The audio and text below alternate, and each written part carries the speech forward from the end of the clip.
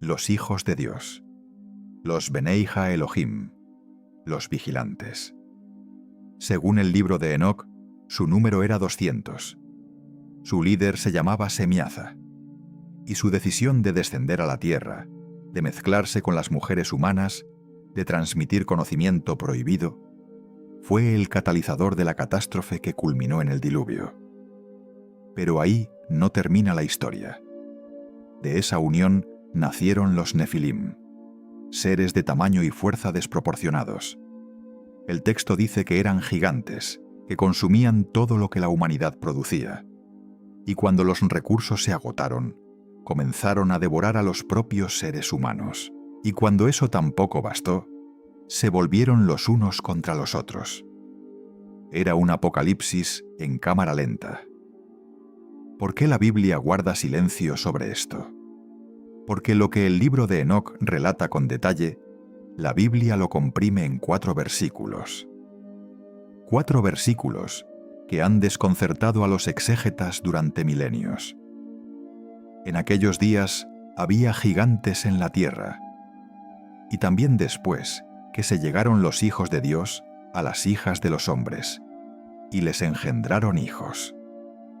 Estos fueron los valientes que desde la antigüedad fueron varones de renombre. Génesis 6:4. Varones de renombre. Nefilim. La palabra Nefilim viene de la raíz nafal, caer, los caídos, los que cayeron o los que fueron engendrados por los caídos. Y en ese contexto de corrupción total, Enoc fue llamado, no para salvar al mundo, sino para ser testigo, para ser el escriba del juicio.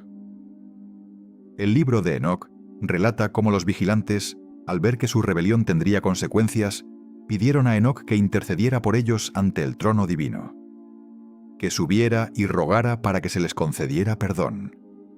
Y Enoc subió, y la respuesta que bajó con él no fue de misericordia, fue de sentencia.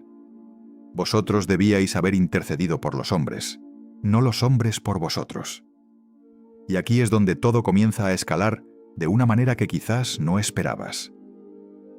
Porque Enoc, durante ese viaje, no fue solo un mensajero, fue un estudiante, un testigo, un cartógrafo del cosmos oculto.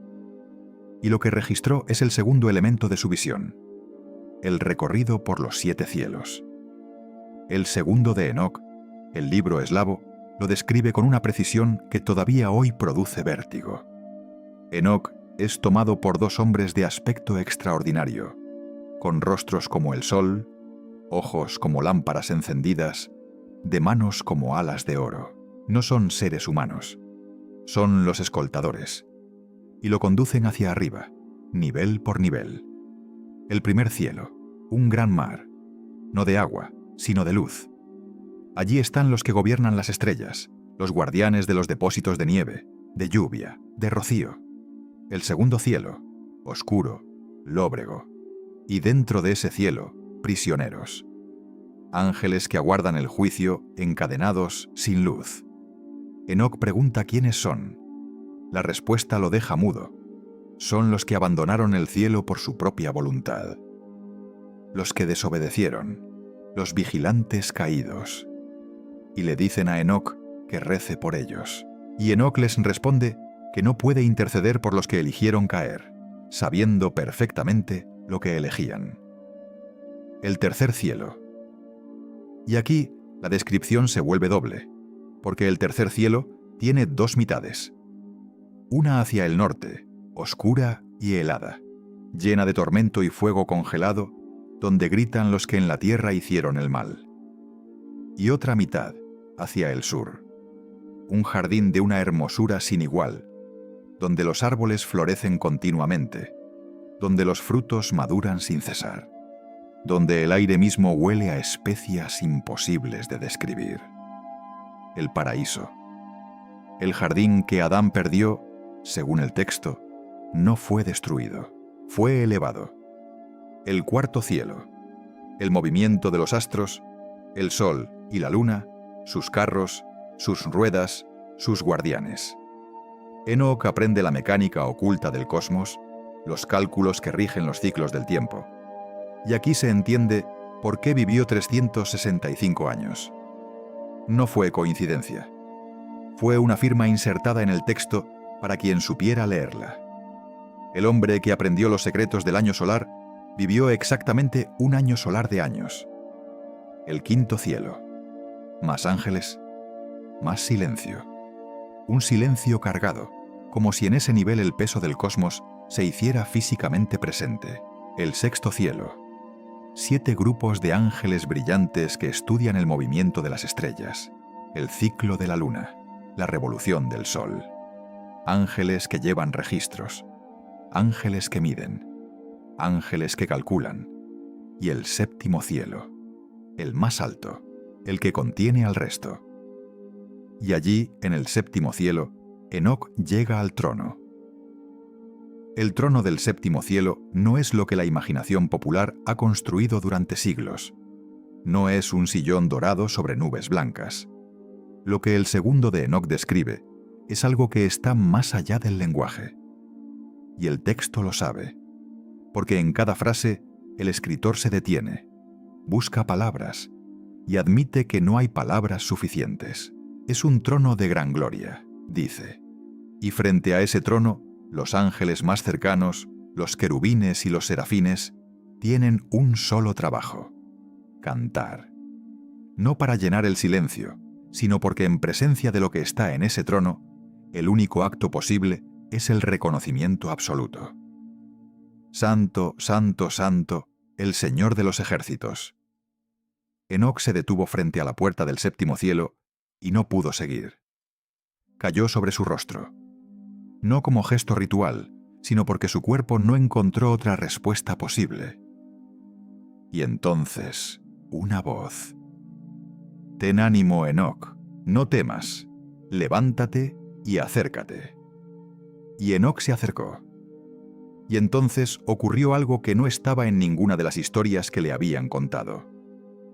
El ángel Miguel, o Berebeil según algunas versiones, tomó a Enoc, lo ungió con un aceite que el texto describe como más refulgente que la luz del sol, y sus vestidos fueron cambiados. Ya no eran de tela, eran de gloria, y Enoc miró hacia abajo y no reconoció su propio cuerpo, porque el cuerpo que tenía ahora no era el mismo con el que había subido. No murió para transformarse, se transformó sin morir. Detente un segundo y procesa eso, porque lo que el texto está describiendo, 3 siglos antes de que Jesús hablara de cuerpos resucitados y de vida eterna, es una transformación de la naturaleza humana sin pasar por la muerte. Un umbral cruzado en vida. Y Enoc, que había caminado con Dios por 300 años en la tierra, cruzó ese umbral hacia algo que el texto llama el estado de los ángeles, pero que en realidad es un estado sin nombre previo en el lenguaje humano, porque ningún ser humano lo había experimentado antes. Guarda esa imagen. Vuelve a ella cuando lleguemos al final. Pero antes de seguir adelante, hay algo que necesita mencionarse. Algo que los textos del libro de Enoc describen y que los investigadores del siglo XX comenzaron a examinar con una combinación de fascinación y perplejidad. Y es esto. Más de 200 mitos en culturas separadas por océanos hablan de lo mismo. Un hombre o una figura humana que es llevado al cielo, que regresa con conocimiento, que transmite ese conocimiento antes de volver definitivamente. Las tradiciones sumerias tienen a Utnapishtim, el hombre que los dioses hicieron inmortal y alejaron del mundo. Los egipcios tienen textos de los viajes al Duat, al más allá cosmológico. Las tradiciones hindúes describen sages que fueron elevados en cuerpo. Los griegos tenían a Hermes Trismegisto como receptor de la sabiduría celestial. Los mayas registraron viajes a los 13 cielos. Los nórdicos hablaban de las visiones de Odín colgado del árbol cósmico para recibir el conocimiento. ¿Coincidencia? O, lo que es más inquietante, ¿recuerdos? No eran fábulas. Eran recuerdos de algo que ocurrió antes de que el mundo fuera dividido por mares y montañas, de algo que fue y que dejó su huella en todas las culturas que conservaron sus historias más antiguas. Pero volvamos a Enoc, porque en el séptimo cielo, junto al trono, ocurre la parte más desconcertante de su viaje. El ángel que lo acompañaba le entregó 366 tablillas, y en esas tablillas estaba escrita la historia del mundo. No la historia pasada, la historia completa, desde el principio hasta el final.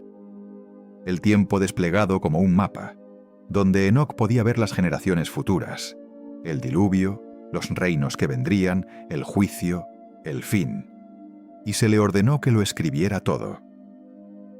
Por 30 días y 30 noches, sentado ante el ángel Berebeil, Enoc escribió 366 libros, número de nuevo cargado de significado, uno más que los días del año solar.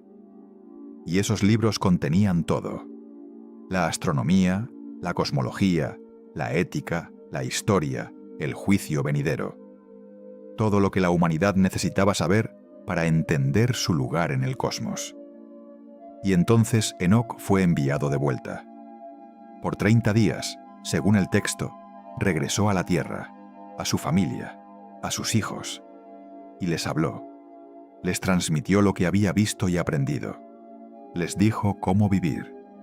Les explicó el funcionamiento de los cielos. Les habló del juicio que se acercaba. Y luego los convocó a todos y les dijo algo que en el texto suena como una despedida que sabe exactamente lo que es. Hijos míos, no sé hasta cuándo estaré con vosotros, o cuándo volveré con vosotros. Por tanto, os bendigo ahora. Y fue llevado. Esta vez, definitivamente. El verbo lakach otra vez. Fue tomado. Fue trasladado. El texto eslavo dice que los ángeles lo recogieron en la oscuridad, ante los ojos de los suyos, y se lo llevaron a lo alto, y el lugar donde estaba quedó vacío, sin cuerpo, sin tumba, sin rastro. Y aquí es donde la historia de Enoc deja de ser una historia del pasado remoto, y empieza a convertirse en algo que tiene implicaciones directas para el presente. Porque las visiones que Enoc registró no eran solo un relato cosmológico, eran también un diagnóstico del estado del mundo. Y ese diagnóstico tiene un elemento específico que en el texto resulta casi ominoso en su precisión.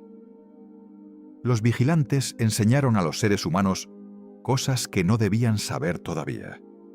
No en ese momento de su desarrollo.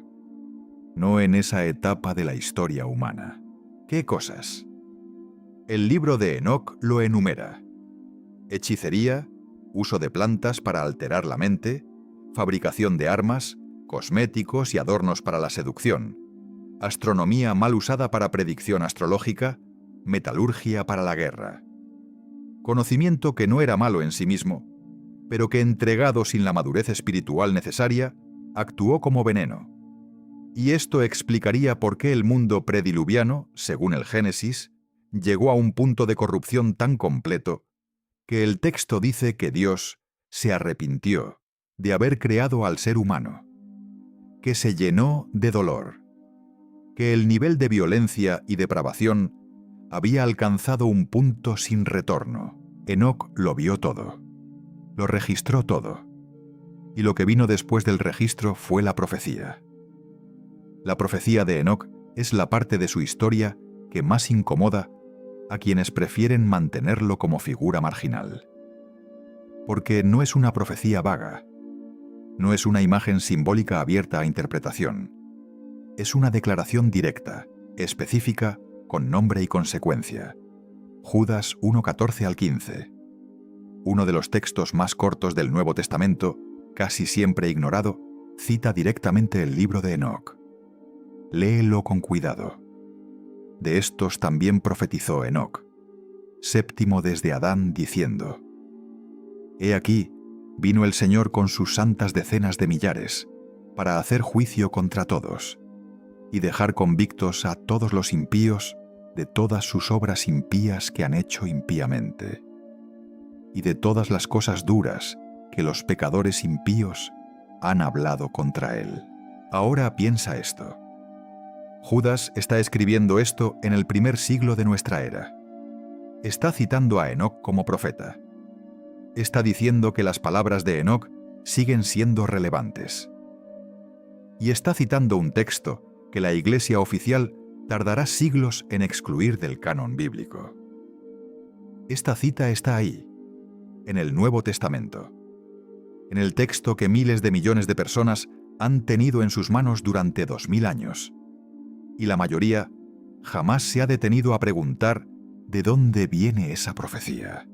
Viene del primero de Enoc, capítulo 1, versículo 9, prácticamente palabra por palabra. ¿Por qué la Biblia guarda silencio sobre esto? No guarda silencio. La cita del texto de Enoc está ahí. Lo que ocurrió es que el libro de Enoc fue excluido del canon en el siglo IV. Y con esa exclusión, la fuente de la cita quedó en la oscuridad para la mayoría de lectores. Pero volvamos a la profecía misma, porque su contenido conecta directamente con el diluvio. En el libro de Enoc, Dios le muestra a Enoc lo que viene. Le muestra el diluvio como consecuencia necesaria de lo que los vigilantes desencadenaron, no como venganza irracional, sino como cirugía cósmica. El mundo estaba tan corrompido en su estructura misma, tan penetrado por los nefilim y por el conocimiento mal usado, que la única forma de reiniciarlo era borrarlo con agua. No borrarlo por completo, porque Noé y su familia sobrevivieron, sino borrarlo hasta un núcleo limpio, desde el que pudiera crecer algo diferente. Y Enoc lo sabe, lo ve, lo registra, y por eso advierte. Las palabras de su profecía en el libro de Enoc son más extensas que las que cita Judas.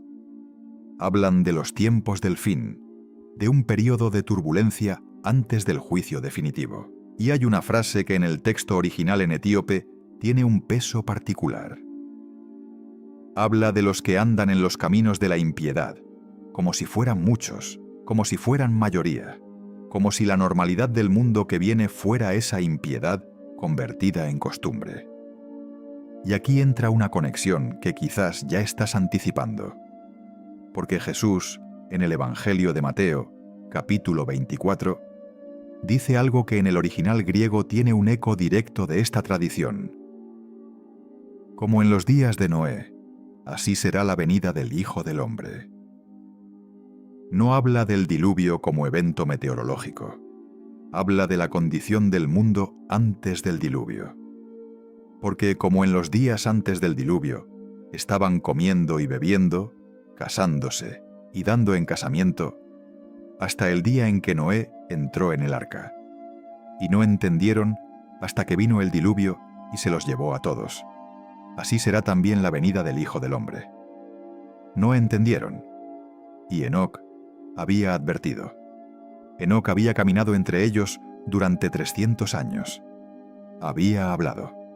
Había profetizado. Y el mundo siguió comiendo y bebiendo y casándose como si el universo fuera permanente y la moralidad fuera opcional. Pero aquí es donde el libro de Enoc añade un elemento que el Génesis no desarrolla. En el primer Enoc, específicamente en los capítulos conocidos como las parábolas de Enoc, capítulos 37 al 71, aparece una figura que en el texto se llama el Hijo del Hombre. No el hijo de Adán en sentido genérico. Una figura específica, preexistente, que estaba junto al anciano de días antes de que el mundo fuera creado. Y esa figura aparecerá en el juicio final para vindicar a los justos y condenar a los reyes y poderosos que oprimieron a los inocentes. Los eruditos llevan décadas discutiendo la relación entre esta figura y el uso que Jesús hace del término Hijo del Hombre para referirse a sí mismo. No es una discusión menor. Si Jesús conocía el libro de Enoc y toda la evidencia del período del Segundo Templo, sugiere que era un texto ampliamente conocido en la Judea del siglo I. Entonces, su uso del término era una declaración teológica deliberada. Estaba posicionándose dentro de una narrativa que Enoc había inaugurado siglos antes.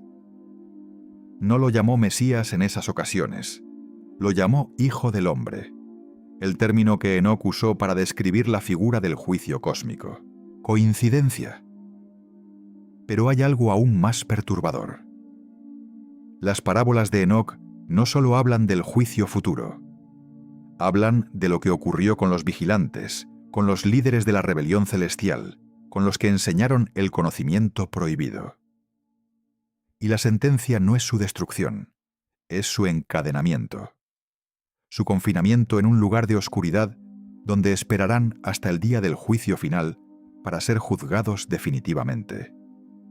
Encadenados, esperando. El libro de Judas lo reitera. Y a los ángeles que no guardaron su dignidad, sino que abandonaron su propia morada, los ha guardado bajo oscuridad, en prisiones eternas para el juicio del gran día. Judas 1:6, otra vez Judas, el texto más breve del Nuevo Testamento, citando implícitamente al libro de Enoc. Y Pedro hace lo mismo. Segunda carta de Pedro, capítulo 2, versículo 4.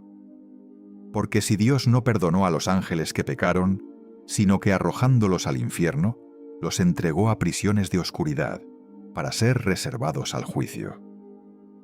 El término que Pedro usa en el original griego es tártaros, el abismo más profundo. No el término habitual para el infierno. Un término específico que en la cosmología griega designaba el lugar de confinamiento de los titanes. Los gigantes rebeldes. No eran fábulas, eran recuerdos. Y Enoc fue el primero en registrar todo esto, el escriba del cosmos, el testigo del juicio pendiente, el hombre que caminó con Dios y fue llevado antes de que el mundo que conocía fuera borrado por el agua. Y ahora llegamos a la parte de la historia que más incomoda a las instituciones, porque si Enoc vio todo eso, si lo registró en 366 libros, si Judas y Pedro lo citan en el Nuevo Testamento, ¿por qué el libro de Enoc no está en la Biblia?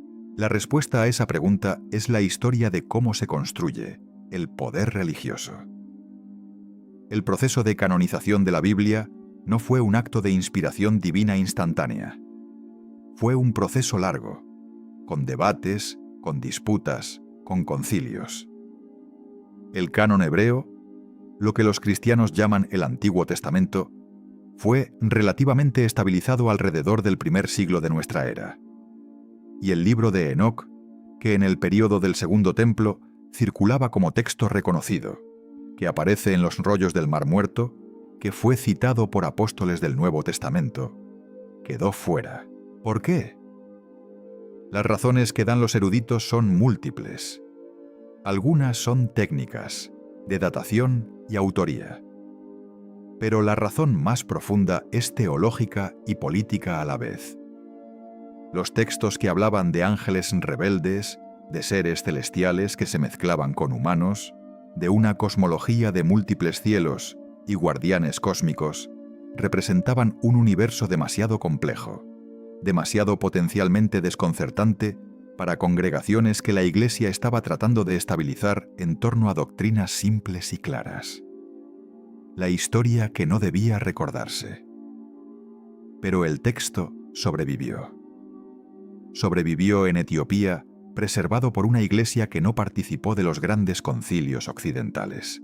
Sobrevivió en fragmentos entre los manuscritos del Mar Muerto, descubiertos en 1947 en las cuevas de Qumrán, que demostraron que el texto era conocido y valorado en la comunidad judía que vivió en el tiempo de Jesús. Y sobrevivió en las citas del Nuevo Testamento.